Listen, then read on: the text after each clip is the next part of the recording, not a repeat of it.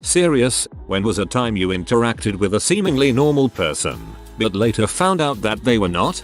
This one's relatively minor compared to some of them here, but it really made me sad. I rented a mother-in-law suite off the back of a large house. It had its own separate entrance and everything. Overall a nice place. Next door to me in the same house lived a mother and her 16-year-old son. The son was really sweet. When we moved in, he offered to help carry furniture in, and was generally really kind and respectful of our stuff and privacy. The mom came across as normal at first. She seemed to care about her son, but wasn't as friendly as he was. One night, the mom had a few drinks in the backyard. She was pretty drunk, and the son came out to help her get inside safely. He was holding her arm to stop her from falling. As they walked inside, she screamed at him, "I wish I had aborted you." The poor kid literally just sighed and said, "I know, Mom." I felt awful for the son, and ended up sitting out on the porch with him and sharing some cookies after his mom went to bed. I haven't seen him in a little over a year, but I think about him a lot. LOL. My mom said the same thing about me and my brothers. Still sticks with me to this day. She always says she never meant it, but deep down I know she wishes she never had kids. A lot of these are people turning out bad, so here's one a little different. I worked with a young man in a fish processing plant in a remote corner of the world. He was super hardworking, very kind, and funny. No job was too crappy for him. Found out later he was the son of a billionaire and grew up in a penthouse in NYC. I wonder what the story is there.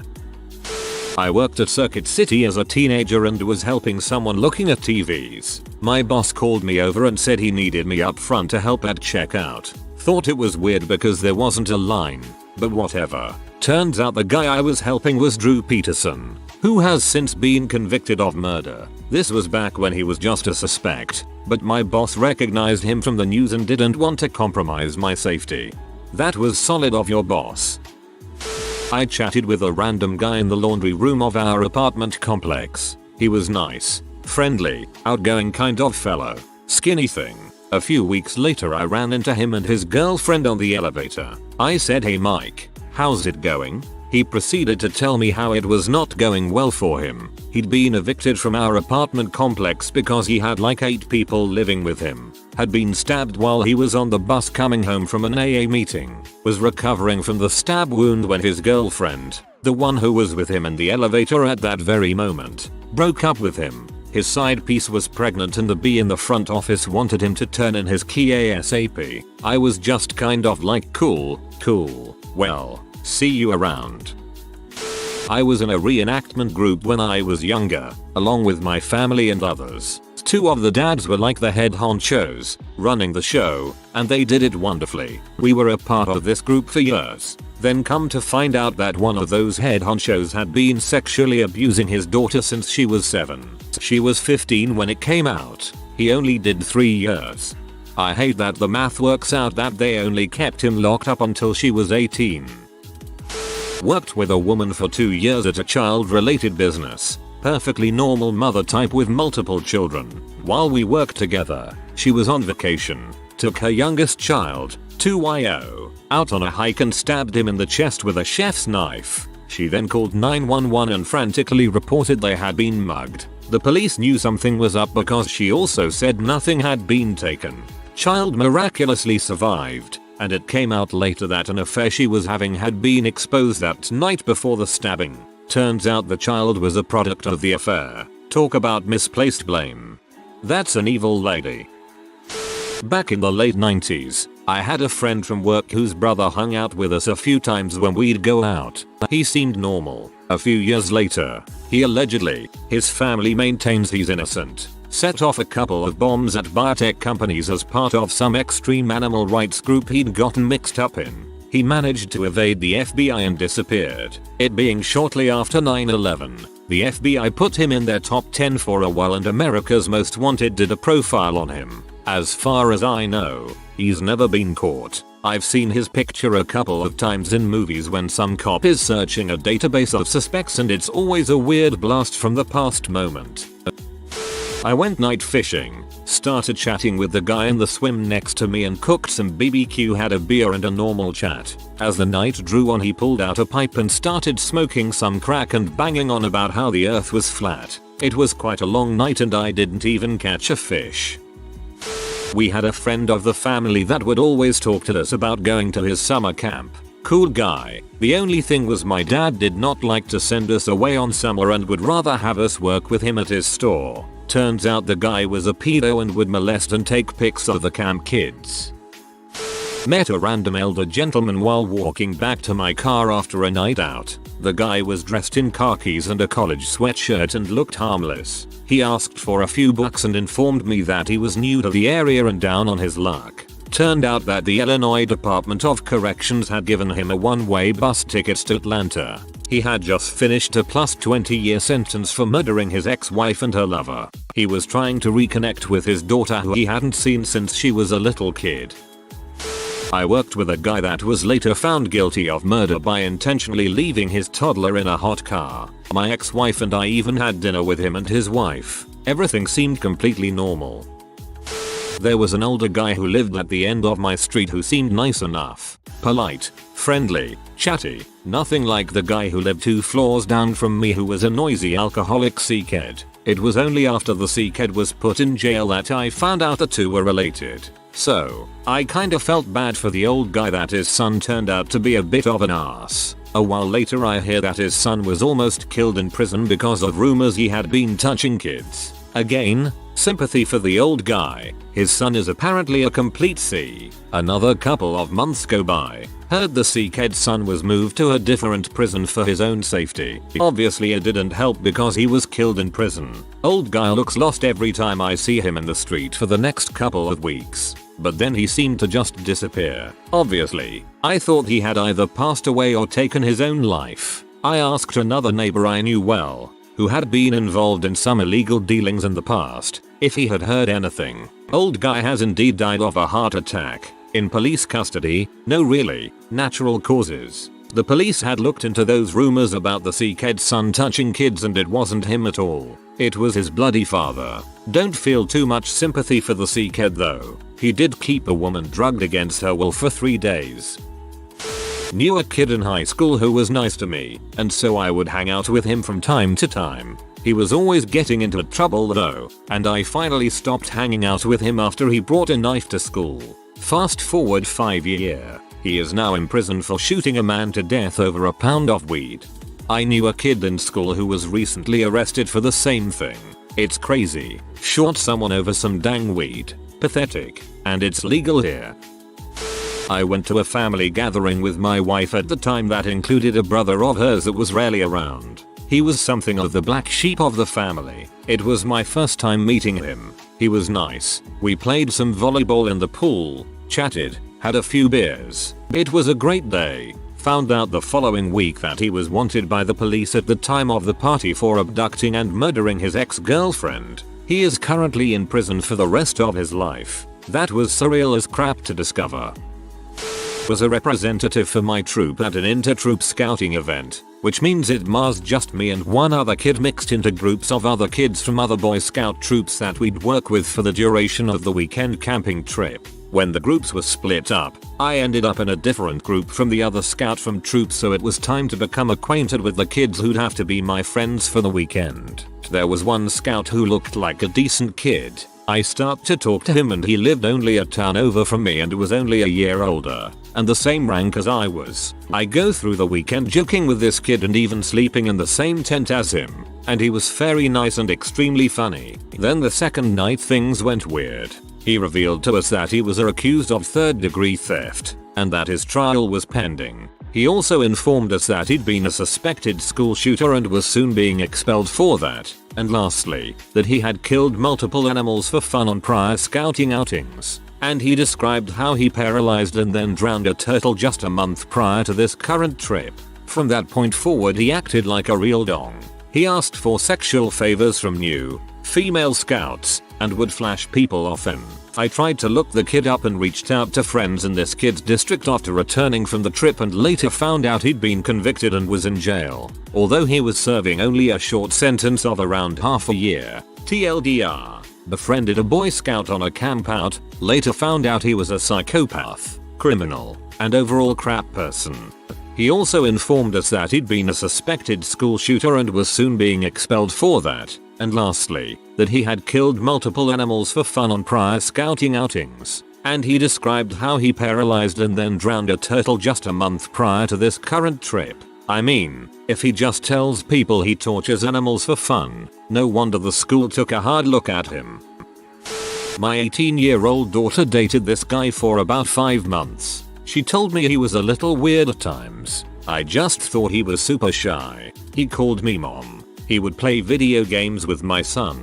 They moved in together and he changed from being a hard worker to not going to work and expecting her to provide financially and do all the chores. She went out of town and came back to find he hadn't taken good care of her dog. She broke up with him. The next day he killed her. I was in total shock. I didn't believe he could do something so terrible. I even went and saw him when he turned himself in 2 days later. To hear it from him, he did it. He didn't seem to have guilt. Now he stares at me in court. He smirks. He laughs. He was given a plea agreement and will be sentenced on the 23rd of March. He will only get 16 to 25 years. It's not fair. Finding my daughter's murdered body and hearing him say he was the one who did that to her showed me even the most normal seeming person may not be normal at all. To everyone wanting to write letters to the judge, I put the information on my profile. Thank you all so much for all your kind words.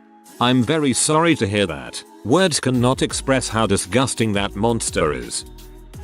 I was going to pay for petrol, and an older woman was going to reach the counter at the same time as me. I gestured for her to go first and smiled. She smiled back and paid for her things. As soon as she was done, she turned around and started to scream about me being foreign and taking good jobs. She continues to call me a beast and all sorts of bizarre insults. I realize this woman is obviously troubled and just smile and pay for my things. She keeps going till I'm out of earshot, and dear God, I should have just paid first. You were nice to her, which caused some cognitive dissonance between that and her belief that all foreigners are rude buttholes. Is a possibility, I suppose. Was given a new employee to manage. Normal guy, until a few weeks later I see him shoving toothpicks under his fingernails. Deeper and deeper. 5 at a time. I asked him what was up with that and he just said it makes me feel better, relaxed. Got to know him more and more. Turns out he was in and out of some mental institutions, all self-admitted. No idea what his inner demons were though. Same job, another employee. Dude seemed nice enough. Turns out he had served some time for manslaughter. His story is that he was caught sleeping with a married woman and killed the husband in self-defense. A jury didn't see it that way. After working for about a month, he stole a co-worker's iPod and never came back. A few days later, someone robbed and killed him outside of a bar about a mile from work. You guys might want to consider doing background checks. Back in like 2005/6, in my early days of music, I was on tour in the US. I was about 18/19 and at that time I was in a band that didn't make any money, so naturally we slept on floors and such after shows. We played a Midwestern city that we did really well in, had a lot of friends in the area and whatnot. Next show was only 2 hours away, so we stay with a kid from the show that was a fan. I end up going off and spending most of the night with a girl I'd end up dating, but returned back pretty late. Next day, kid decides he wants to go to the show 2 hours away. He liked smoking pot and so did I, so me and one other of our guys just rode with him to the show so we could smoke weed. Anyways, fast forward like 3 or 4 days later and we get a call from someone in that city letting us know the kid had been arrested, charged with murdering his dad and keeping him in the deep freeze of his house. The house we stayed in. The body was in there while we were there. It was crazy because he seemed like a normal dude. Nothing off about him. Apparently his father was very abusive and there's a lot of nuances in the story. But either way, he still killed his dad with an axe. Something similar happened where the kid of a church volunteer my grandma knew murdered his parents with a hammer, hid their bodies under a pile of furniture and threw a party. Happened in Port St. Lucie, Florida if you want to look it up. I think in the early 2010s. Woman I worked with was an emotion vampire. Kept asking me about the baby I lost just to see me cry about it. Finally got to a point where I could give her non-answers while showing no emotion and surprise. Guess what's no longer interesting to talk about? She also kept asking me about my brother I never talked to, no matter how many times I told her she'd seen him more recently than me. She was in her 80s and still working at the time, but she stopped working around the time I had my almost 3-year, so she's probably dead now. Somehow this unsettles as much as the ultra-violence in the thread. A person like this could get away with inflicting a lot of pain on people. I think I've met her kind too. I once hired a guy who seemed completely normal. He was friendly enough in his interview and his resume was perfect for the position. Shortly after he started, I started getting reports of odd behavior. He turned out to be a pathological liar of the highest order. Like, not even remotely believable crap would come out of this guy's mouth. He claimed he used to be an international arms dealer and Gaddafi had once bought him lunch. He claimed to have overdosed on H and was then rolled up in a carpet by MS-13 gang members and left for dead in a river. Crap like that. He was an early 20s obvious gamer who still lived with his parents. It was an entry-level position and didn't have a driver's license, so there was no way any of this could possibly have been true. That was weird enough, but he also made super uncomfortable comments all the time and was just generally unsettling. He would talk about his gun collection a lot, although I doubt he actually had one, and would get super offended and glower and mope if anyone was skeptical about his stories. None of this was really actionable from an hour standpoint, because he'd managed to make it through his 90-day probation period without weirding anyone out too badly, so he couldn't be dismissed without cause. I was finally able to get rid of him when he started fixating on a black coworker and making wildly racist comments to her. That was one of the only times I ever had to fire somebody on the spot and have security walk them out. No write-ups, no counseling, just immediate termination. And it was satisfying. I didn't realize how tense the whole office had become until everyone finally relaxed when he was gone.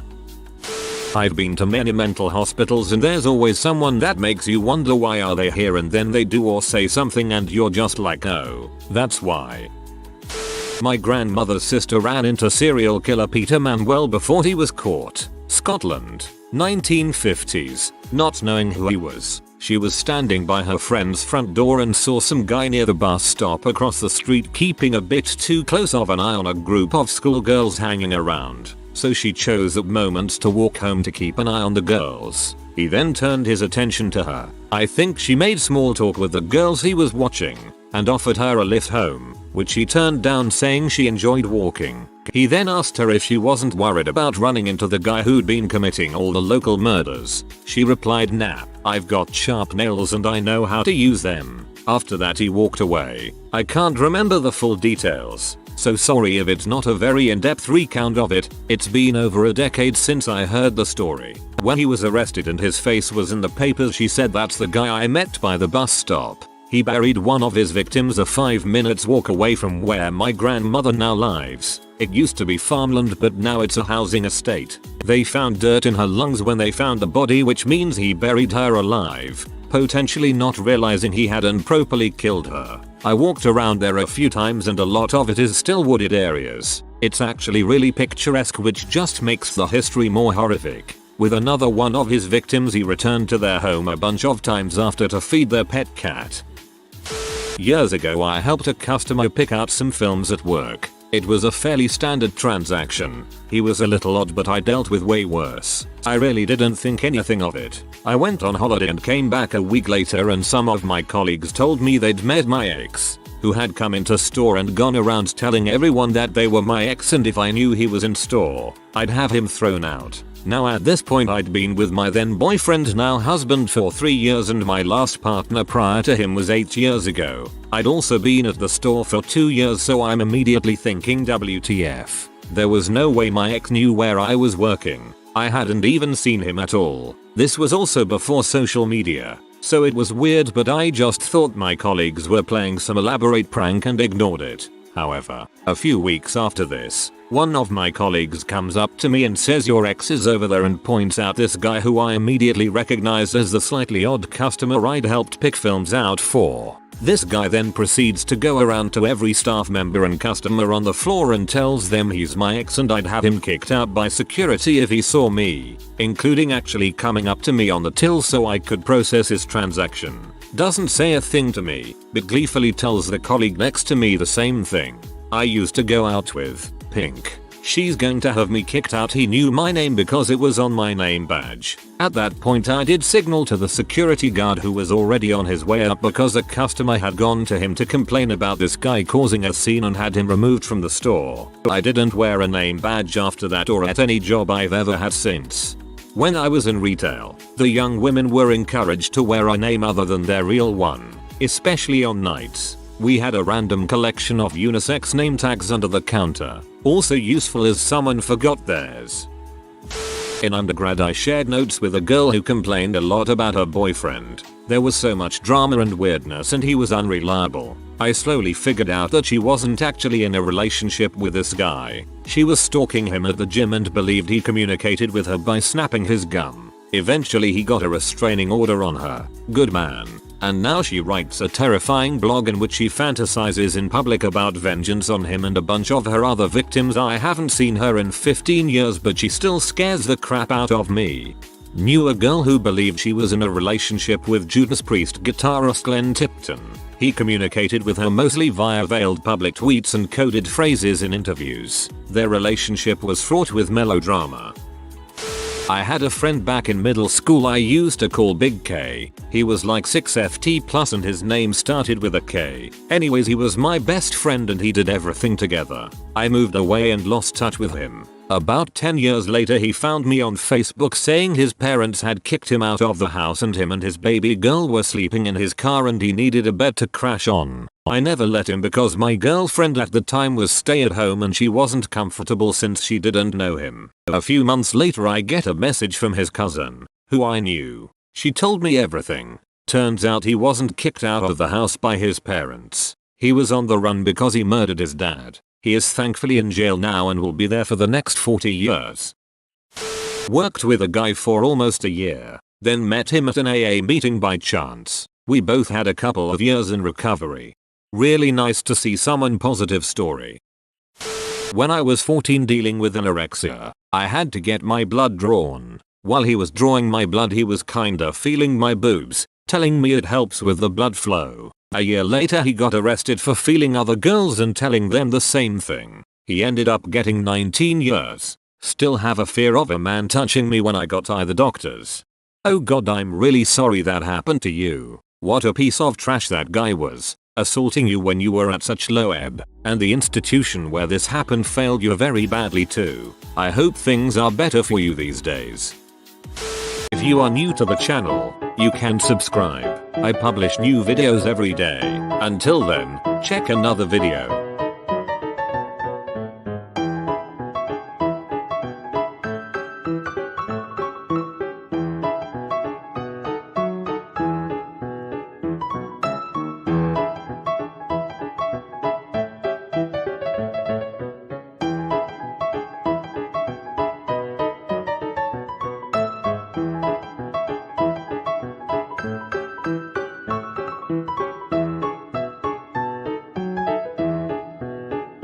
Bye for now.